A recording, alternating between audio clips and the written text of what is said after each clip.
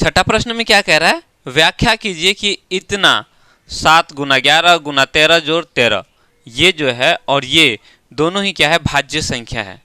ये पूरा एक संख्या है, ये क्या है, पूरा संख्या है। जैसे 4 जोड़ 5 बोलेंगे, बोलो ये एक संख्या है कि नहीं? 4 जोड़ 5 क्या है भाई, ये 9 है। 4 जोड़ 5 क्या है, तो 9 है। 9 बोलो या 9 को हम लोग 4 जोड़ 5 बोलेंगे, कोई दिक्कत है? 4 में हम 5 को जोड़ देंगे तो 9 ही ना हुआ। तो जैसे हम लोग 9 को हम लोग डायरेक्ट 9 न लिख करके इस तरह से लिखे 4 जोड़ 5। अब ये 9 क्या है भाई, भाज्य संख्या है। बोलेंगे बोलो जी ये 4 जोड़ 5 ये भाज्य संख्या है कि नहीं? ये 9 है, मतलब ये भाज्य संख्या है। दूसरा ये है कि यदि ये भाज्य संख्या है तो इसको हम लोग इसका गुणनखंड कर सकते हैं। इसका क्या कर सकते हैं, गुणनखंड कर सकते हैं, है ना। जैसे 9 है तो 9 का हम लोग गुणनखंड कर सकते हैं, 3 गुना 3 गुणनखंड हो गया ना। चलो देखो, यानी यदि हम इनका, अभी यहां गुणनखंड नहीं है, गुना के रूप में नहीं, यहां तक तो गुना है लेकिन ये गुना में तो नहीं है। इसको यहां से लेकर यहां तक ये गुना में है, लेकिन ये 5 तो गुना में नहीं है ना। अगर इस पूरे संख्या को लिखना है तो पूरा को गुना करना पड़ेगा, फिर जोड़ना पड़ेगा। तो इतना नहीं करना है, देखो क्या करना है बता रहा हूं आगे। लिखेंगे यहां हल, क्या लिखेंगे, हल। ठीक है, क्या दिया हुआ है, या लिख सकते, हाँ कोई बात नहीं, 7 गुना 11 गुना 13 जोड़ 13 ये दिया हुआ है। तो हम क्या करेंगे, देखो इसको इस तरह से लिख सकते हैं, इसमें यहां भी 13 है और यहां भी 13 है, तो 13 को हम लोग बाहर कर लेते हैं, कॉमन ले लेते हैं। ठीक है, अब क्या बच गया अंदर, 7 बच गया गुना ये 11 और इस 13 को निकाल लिया तो 1 हो गया। अब ये जोड़ है तो जोड़ रहने दो।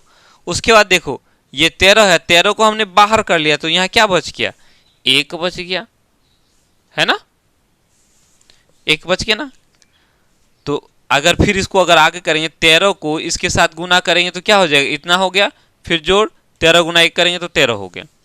अब यहां ध्यान दो, इतना गुना इतना गुना के रूप में आ गया, यानी ये जो पूरा संख्या है, ये जो पूरा, जैसे 10 जोड़ 5 है, ठीक है, 10 जोड़ 5 क्या होता है, ये 15 हो गया।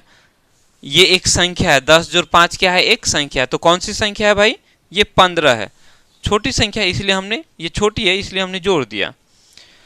हम इसको इस तरह से बोल सकते हैं, 2 गुना 5, सॉरी 3 गुना 5 है ये, 10 जोड़ 5 15 है, और 15 को हम लोग 3 गुना 5 कर सकते हैं। तो 15 का 3 गुना 5 क्या हो गया, ये गुणनखंड हो गया। 15 मेरा भाज्य संख्या है, ठीक है, तो भाज्य संख्या को हम लोग गुणनखंड कर सकते हैं, जैसे 10 जोड़ 5।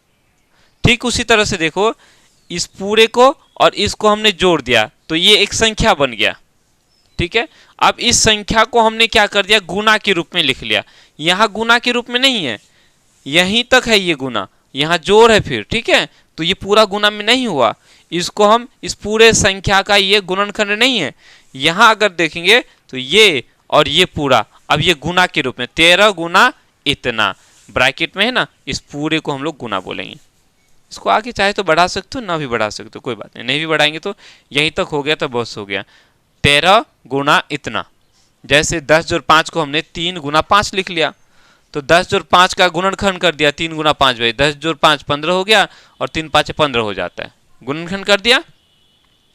तो गुणनखंड हम किसका कर सकते हैं, जो भाज्य संख्या होगा, अभाज्य संख्याओं का गुणनखंड नहीं कर सकते हैं, है ना। चलो, तो ये हो गया हम लोग का। अब हम क्या, जब इसका जो गुणनखंड हो गया तो बोलेंगे ये हमारा भाज्य संख्या है। क्या है ये, भाज्य संख्या है। ठीक है, लिखेंगे यह भाज्य संख्या है, भाज्य संख्या है, बस इतना ही लिखना है। ठीक है, पुनः हम उसको लेंगे,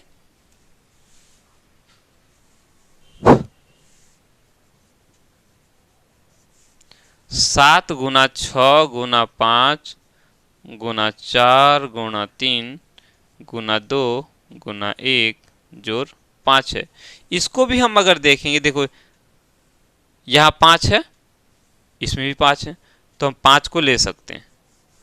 तो बच गया क्या, 7 गुना 6 गुना 1 गुना 4 गुना 3 गुना 2 गुना 1 जोड़ 5, सॉरी 5 तो निकाल लिया, अब यहाँ 1 बच गया।